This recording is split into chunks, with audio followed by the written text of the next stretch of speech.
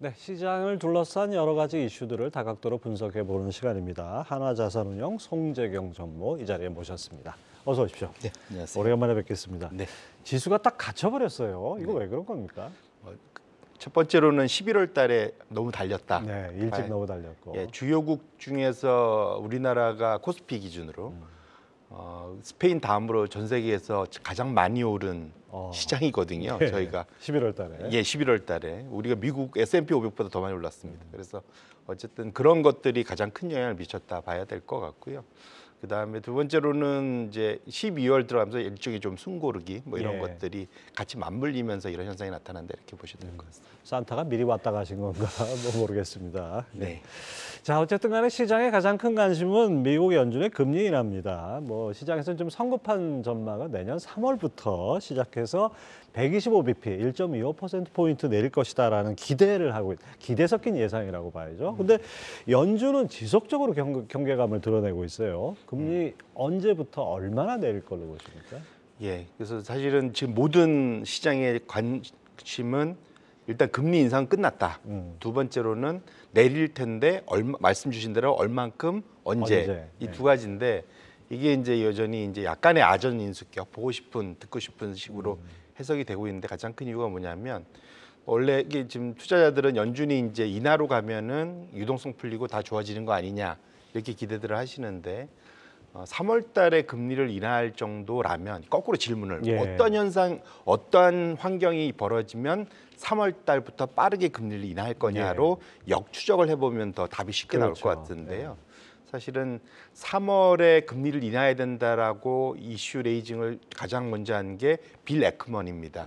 여름에 엄청나게 금리 폭등한다고 배팅해갖고 큰 돈 번 미국의 대표적인 헤지 펀드 투자자 아니십니까? 뭐 신흥 채권왕이라고 하는. 그래 맞습니다. 예. 그런데 그분이 3월 달에 금리 인하를 해야 된다라고 얘기를 했거든요. 그래서 할 수밖에 없을 거다. 이유는 침체가 와서.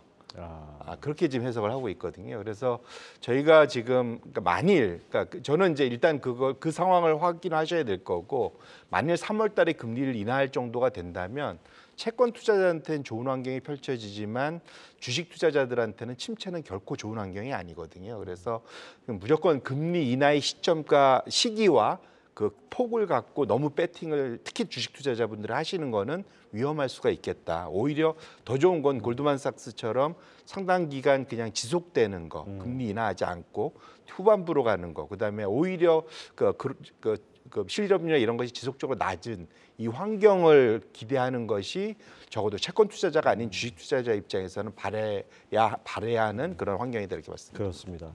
과학에서 가설이라는 것이 이제 증명이 되려면은 그 자체 명제로서도 중요하지만 반론을 폈을 때 입증이 돼야 되는데 지금 말씀하신 대로 뒤집어 보니까 3월 달에 금리 내리려면 도대체 어떤 조건이 충족돼야 되냐 별로 좋은 뉴스가 아닐 것 같아요. 자, 이렇게 피벗 기대감은 큽니다. 그렇지만은 연준 입장에서는 이게 오히려 이런 거를 계속 경계해 왔잖아요. 그래서 12월 FOMC에서는 의도적으로 좀 매파성 발언을 내놓을 것이다 이런 예상도 있는데요. 앞으로 금리 향방 결정지역 가장 큰 변수 뭐가 될까요? 지금은 이제 물가는 어느 정도 좀 잡혀가는 것 같으니 첫 번째는 결국 고용 지표일 것 같습니다. 결국은 실업률, 그다음에 두 번째로는 임금 상승률. 뭐 결국 이런 것들이 다 영향을 물가에 미칠 것이기 때문에 그렇고요. 결국은 그러니까 연준이 기대하는 대로 완만한 둔화를 지속적으로 유지해 줄 거냐, 실업률이 높아지지 않는 상황에서 그것이 상당히 이제 중요한 포인트가 될 것 같고요. 혹시라도 여기에서 물가를 재상승시킬 그러한 끈끈함이 아직 남아 있는지 이것들이 계속 지속적으로 체크가 돼야 될 포인트다 보셔야 될 것 같고 지금 최근 들어서 가장 큰 변수는 저는 파나마 운하의 병목 현상이라고 봅니다. 요즘에 지금 두바이에서 콥 28이 열리고 있지 않습니까? 그만큼 지금 기후 변화에서 위기 상황까지 와서 가뭄 때문에 파나마 운하가 사실은 그 개점 휴업 상태까지 가는 그만큼 수위가 낮아졌다는 거죠. 맞습니다. 물이 부족해 갖고 지금 그런 상황으로 가고 있거든요. 근데 이게 전 세계 그 물동량의 한 5% 이상을 유지하고 있는데 이것이 반토막 나면은 그것만으로도 전 세계적인 그런 공급망에 엄청난 타격을 줄 가능성이 있고 이미 그 조짐들이 보이고 있습니다. 그래서 이런 것들이 향후 연준이 향후 외파적으로 발언을 하느냐에 중요한 그러한 변수가 될 수 있겠다 이렇게 말씀을 드립니다. 5% 별거 아닌 것 같지만 균형 상태에서 5% 변동은 엄청난 충격을 몰고 오죠. 예. 자, 오늘 새벽 발표된 미국 신규 실업수당 청구 건수 예상치를 밑돌았지만 여전히 꾸준히 증가세고 어제 나온 ADP 고용지수 예상치를 하회하면서 이제 고향 둔화가 되지 않냐 이렇게 기대를 하는데 자, 오늘 밤 나오죠. 미국의 이 비농업 고용. 어떻게 나올지 궁금합니다. 사실 뚜껑을 열어봐야 되는데, 그러니까 그 결론적으로 ADP하고 최근에 말씀 주셨던 이제 그 정부에서 공식적으로 발표하는 ADP는 우리로 따지면은 그 임금을 대신 결제해주는 서비스하는 회사거든요. 그래서 전체 한 60%밖에 커버를 못합니다. 그리고 최근 들어서 이 비농업병 정부에서 발표하는 수치하고는 괴리가 꽤 있어 왔거든요. 그래서 일단은 ADP만 놓고 이제 마음을 편히 놓을 수는 없다 말씀을 드리고 싶고, 우리 이쪽에서는 이제 두 가지를 봐야 될 것 같아요. 양쪽에서 아까 말씀드린 대로 지금 시장에서 연착륙을 바라보는 낙관론자들 입장에서 보면은 이것이 이번에도 상당히 둔화가 돼서, 그러니까 둔화가 된 상태에서 안정이 되는, 그러니까 그 기울기가 가파르게 내려온 게 아니라 서서히 내려와서 옆으로 횡보하는 모습을 기다리는 게 베스트 시나리오고요. 반면에 경착륙 걱정하는 비관론자들은 이 내려오는 속도가 그냥 지속적으로 가는, 그래서 우리가 한 시점을 봤을 때 이것이 연착륙으로 가는 건지 경착륙으로 가는 건지 그건 지나봐야 아는 이제 그 시점에 있습니다. 결론은 여기에 그러한 어쨌든 영향을 가장 크게 미치는 거는 연준입니다. 일종의 운전자는 비행기 운전자죠. 그래서 경착륙으로 갈지 연착륙으로 갈지는 연준의 섬세한 착륙 능력, 앞으로의 그런 얼마나 이런 밀당을 잘하느냐가 상당히 관건이다 이렇게 보여집니다. 네, 앞으로 뭐 갈 길이 아직 남아 있다 이렇게 봐야 될 것 같습니다. 자, 이스라엘 하마스 교전이 시작될 당시만 해도 뭐 확전될 경우에 유가가 배럴당 150달러까지 갈 것이다 이런 전망이 나왔었죠. 근데 이런 전망이 무색하게 지금 70달러 밑으로 가고 있습니다. 그 유가락의 원인이 어디 있는지 월가의 KM 파이낸셜의 댄 데밍의 인터뷰부터 먼저 보시겠습니다. Let's take a look at WTI crude futures as they're moving lower today. Looking at the driving factors, a couple things here. Number one, questions regarding the OPEC plus production cuts. There are questions now after the announcement earlier this week or late last week regarding those production cuts, extension of those production cuts, as to members adhering to the voluntary production cuts. And there's discussions now between Saudi Arabia as well as Russia regarding those production cuts. And some market observers feel that there's some vulnerability there, that maybe they're not adhering to the production cuts, and therefore we're seeing an increased supply of global oil. Also, couple that with U.S. Production continuing to ramp higher. Now, we did have a larger draw on a weekly basis than what was anticipated today, but that really didn't impact the pricing structure in WTI crude futures. And the other factor, I think, really is the overriding theme that there is global slowing going on. Several central banks are continuing to enunciate that they feel they've reached the peak in interest rates, and potentially that there could be some cuts next year, not only here in the U.S., but now we're seeing the markets pricing in the probability of that taking place in Europe and Great Britain as well. And therefore, I think that with the general supplies, the concerns about production, and then the possibility of demand diminishing as we move into 2024, you're seeing it play out in the energy quadrant. 네, 지금 댄데밍 인터뷰에서 나왔듯이 글로벌 경기 둔화, 그로 인한 수요 둔화가 유가 안정이라고 표현해야 될까요? 여기에 좀 주된 원인이라고 보여지는데, 최근에 미국 휘발유 재고가 늘었다는 소식도 있어요. 이런 거 보면 미국 경기 침체 수준을 어느 정도 좀 가늠할 수 있지 않을까라는 생각도 드는데요. 그렇죠. 근데 기본적으로 잘 생각해 보시면 6월을 바닥으로 지금 가격이었습니다. 그래서 9월 말까지 거의 100불 가까이까지 올랐다가 원유 기준으로 90달러대. 브렌트 기준은 거의 100불 가까이 갔습니다. 그랬다가 지금 다시 제자리로 돌아온 거거든요. 그러면 사실은 그 한 6개월 사이에 무슨 일이 도대체 있었느냐?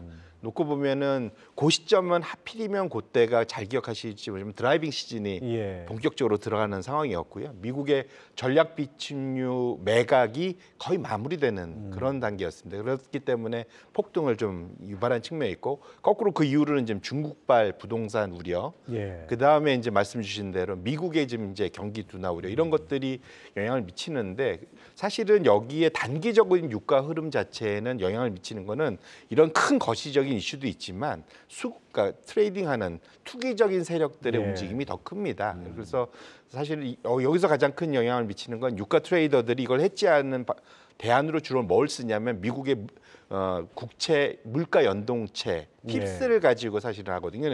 최근에 거기 가서 금리가 많이 빠지고 있지 않습니까? 실질 금리가 이런 것들이 오히려 거꾸로 이제 유가를 추가적으로 더 인하시키는 그런 그러니까 선물을 더 내리는 이제 그런 작용을 하고 있다 보셔야 될 것 같고요. 다만 제가 관전 포인트는 지금 전반적으로 이제 유가가 하향 안정화 되게 좋은 예. 시나리오인데 거꾸로 그러면 우리는 업사이드 리스크를 좀 걱정을 한번 해본다면 12월에 발표 이번에 있을 이제 중국의 이제 경제 회의가 한번 있지 않습니까?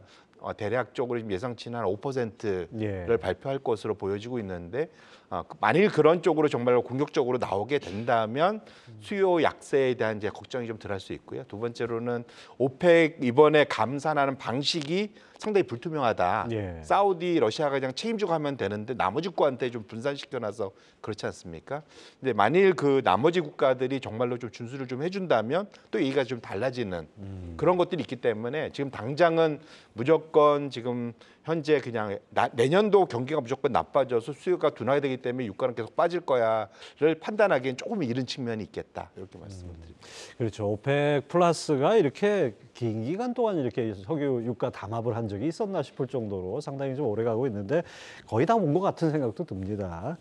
자, 요즘 또 금값도 뛰고 있습니다. 뭐 사상 최고치를 경신하기도 했는데 이 금값이 이렇게 오르는 배경이 뭡니까?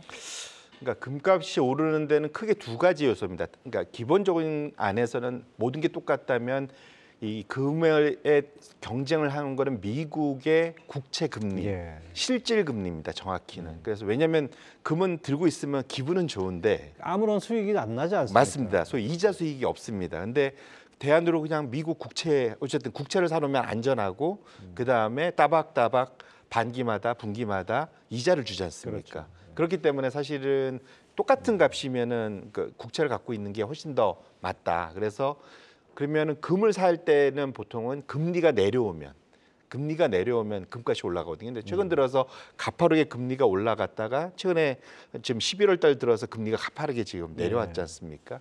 그것이 일차적으로는 금값을 강하게 밀어올리는 첫 번째 이유였다 보셔야 될 것 같고요. 두 번째로는 금이 중앙은행과 그 국가를 정부를 못 믿으면 금을 사게 됩니다. 예. 그 나라 결국은 중앙은행과 정부를 못 믿는다는 얘기는 그 나라 통화가 가치가 소위 이제 형편없어질 가능성에 대한 걱정들이 생기는 거잖아요. 그래서 대표적으로 이것이 큰 그림으로 보면 이것이 달러 약세, 금값 강세 이렇게 이제 가는 이거는 상당히 좀 심각한 이제 상황을 말씀을 드리는 거고요. 지금 당장은 최근에 금값 강세 그 금값 강세는 실질 금리 하락에 힘입은 바가 가장 크다 봐야 될 것 같고 만일 달러의 기조적 약세와 금값 강세가 온다는 거는 미국 국채 시장에도 큰 영향을 미칠 겁니다. 그럼 미국이 완전히 경기 침체하고 뭐 여러 가지 조건이 또 전 세계적으로도 좀 샥이 오는 거거든요. 그렇기 때문에 그런 측면에서 놓고 보면 거기까지 아직 가기에는 좀 이른데 다만 미국의 저명한 경제학자들도 걱정하는 거는 미국의 재정 부담이 너무 큰 상황이어서 지금 미국의 국채 이자가 지금 조 단위로 지금 올라가 있지 않습니까? 그래서 이것들을 해결할 수 있는 방법이 나오지 않는 한 충분히 그런 달러의 급격한 하락이 나타날 가능성에 대해서 경고를 하고 있기 때문에 그 부분도 열어두고 보셔야 되고 지금 금을 장기 투자하는 분들은 그런 걱정들도 갖고 금 투자를 하고 있다 이렇게 보셔야 될 것 뭐 같습니다. 비트코인은 뭐 다른 요인들도 있지만은 그 약간 비트코인 강세도 그런 측면이 좀 있다고 봐야겠죠. 저 일부는 있는데 그 금과는 달리 여기는 약간은 위험 자산 선호가 많이 들어가 있는 거다 이렇게 예. 보셔야 될 것 같고요. 특히 이제 최근에 비트코인 올라간 거에 지금 11월 달에 소위 김치 비트코인이라고 예. 해야 되나요? 원화로 원화가 더 표시되어 비중이 있는 게 높아졌죠. 전체 거래 한 40%가 넘는다라는 데이터가 달러보다 있더라고요. 더 많이 거래됐다는. 네, 맞습니다. 이게 그만큼 이제 한국에서 많이 사준 거라서 그것이 달러 약세를 보고 투자했을 거냐 그렇지는 않고 시장 유동성이 늘어나면서 네. 그것이 이제 비트코인으로 간 거고 그런 건 결국은 위험자산 선호의 한 대표적인 단면이다 이렇게 보셔야 될 것 같습니다. 사실 뭐 금은 이제 달러의 역수라고 표현해도 가능할 것 같은데요. 금값이 뛴다는 건 달러 가치가 상대적으로 좀 약세라는 얘기인데 일본은행의 양적 완화 종료 가능성을 어제 언급해가지고 이게 또 화들짝 놀라게 만들었는데 이 원달러 환율도 이 때문에 좀 변동성이 많이 커진 것 같아요. 맞습니다. 만일 그러니까 전에도 저희가 몇 번 나와서 그 만약에 옌으로부터 파생될 전 세계적인 위기 말씀을 드렸었는데 미국, 일본 정부나 일본 은행도 그걸 원치는 않을 겁니다. 소위 말하는 점진적 예. 해소를 원하고 있고 위에다도 이제 그런 얘기를 하고 있는데 그렇게 나온 이유가 사실은 이번 일주일 동안 엔화 강세가 급격하게 나타나기 때문에 그렇다고 봐야 될 것 같고요. 12월 달 내에 일본 은행이 급격한 변화를 벌이는 거는 너무 좀 시장에서 빨리 간 측면은 예. 분명히 있는 것 같고 아마 1월 달로 넘어가면서 일본 은행이 분명 점점 그쪽으로 가는 것만은 분명하다. 다만 그런데 만에 하나 있죠. 시장이 지금 그러니까 엔화 배팅, 강세 배팅한 사람들의 생각처럼 정말로 빨리 간다면 그러면 사실은 시장에 분명 충격이 있을 수 있습니다. 왜냐하면 옌캐리 트레이드가 풀리면서 미국 국채나 이런 데 그 수급에 큰 영향을 미치거든요. 그러면 미국 국채의 금리가 급등할 수가 있습니다. 그래서 그런 것들 같이 연결해서 보실 필요가 있겠다는 말씀입니다. 복잡하게 돌아갑니다. 자, 여기다가 이제 이 중국, 뭐 미국은 그런 대로 버티는데 중국은 당초 기대만큼도 안 되고 그다음에 또 신용 등급까지도 신용 전망까지도 또 무디스가 낮추고 그다음에 중국 뭐 가짜 짝퉁 워낙 잘 만드는 나라여서 통계도 이게 드러난 통계 말고도 이 부채 문제가 숨겨진 부채가 있을 것이다 이런 우려들이 있어요. 이게 양쪽 측면에 다 있을 것 같은데요. 이제 숨겨진 부채라기보다는 숨겨진 부채도 일부 있을 수 있는데 지방 정부가 거의 파산 상태인 거는 모든 사람들이 다 알고 있습니다. 근데 문제는 그거를 중앙 정부가 워낙 부자다 보니까 해결해 줄 거다라는 네. 강한 믿음이 이제 같이 있는 거거든요. 그런데 여기서 이제 중요한 거는 이런 문제, 부실 부채가 문제가 되는 거는 당연히 늘 이제 만성입니다. 상당히 지난 10여 년간 다 알고 있는 건데 이것이 트리거가 돼 갖고 중국 경제가 무너질 정도가 될 거냐.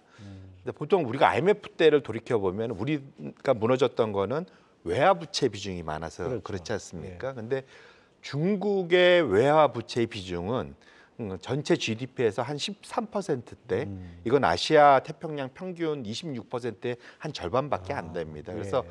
결국은 걱정은 되지만 내부적으로 사실 해결이 다 가능한 부분이 있어서 실제로 그것 때문에 중국 경제가 폭락을 하거나 뭐 멈춰서거나 뭐 그럴 가능성에 대해서는 우려는 되나 실제로 그럴 일이 벌어질 일은 저는 개인적으로 없다 이렇게 보고 그렇죠. 있습니다. 우리가 뭐 모든 가능성을 상상할 수는 있지만은 그것이 현실화되는 건 또 다른 문제죠. 자, 위안화가 이제 약세를 갈까 우려해서 중국에서 이제 계속해서 부양책도 내고 뭐 여러 번 했는데 이제 더 나올 카드가 있을까요? 뭐 사실은 만만치 않은데 그러니까 지금까지 파악되는 바로는 지금까지는 금리 갖고 지금 예. 왔다 갔다 했었는데 실제로 돈을 좀 밀어 넣어줄 만일 많이 나온다면 내년도에는 사실 돈을 직접 밀어 넣어주는 마치 미국에서 재정 부양책을 썼었지 않습니까? 사실은 내년에 만약 할 수 있다면 중국이 직접 소위 그 보조금을 주는 그런 형태로 나타나는 것이 가장 효과적일 가능성이 있다 이렇게 말씀드립니다. 자, 끝으로 우리 시장 얘기 잠깐 해볼까요? 공매도 금지 이후에 우려가 많았지만 외국인들이 11월 달에 3조 3천억 원 순매수를 했어요. 이게 지난 5개월 동안 순매도하고 좀 다른 양상인데 외국인 매수 유입 배경은 어떻게 봐야 될까요? 11월 달에는 사실은 미국 빼고 나머지들에서 특히 다 좋았습니다. 이유는 달러가 전반적으로 약세로 갔기 때문에 나머지 국가들의 통화가 강세로 가다 보니까 그것만으로도 외국인 투자자들이 한국뿐만 아니라 나머지에 지금 많이 전반적으로 들어왔다 보셔야 될 것 같고요. 다만 지금 우리나라의 그 아까 말씀드린 코스피가 12% 가까이 올라가는 그중만큼을 따라 붙었냐 하면 그렇지는 않고 오히려 외국인의 코스피 비중은 좀 더 내려왔습니다. 그래서 그렇게 놓고 보시면 지금 절대 금액만 놓고 보시면 커 보이지만 실제로는 코스피가 늘어난 거에 비해서는 아직은 외국인이 완전히 유턴한 거다라 보기에는 조금은 좀 이른 측면이 있다 이렇게 말씀드립니다. 공매도가 좀 영향을 미치나요? 사실은 뭐 결국은 헤지펀드들이 들어와서 플레이할 수는 없기 때문에 적어도 아시아권에서 플레이하는 그런 헤지펀드들이 들어오는 데는 확실히 진입 장벽이 돼버리는 그것만은 그래서 그런 측면에서는 영향을 분명 미칠 수 있다 이렇게 말씀드립니다. 하이로 게임에서 하이만 가능하니까 맞습니다. 로우가 안 되니까 이게 좀 약간 그렇겠네요. 자, 지금까지 하나자산운용 송재경 전무 함께했습니다. 말씀 감사합니다. 네, 고맙습니다.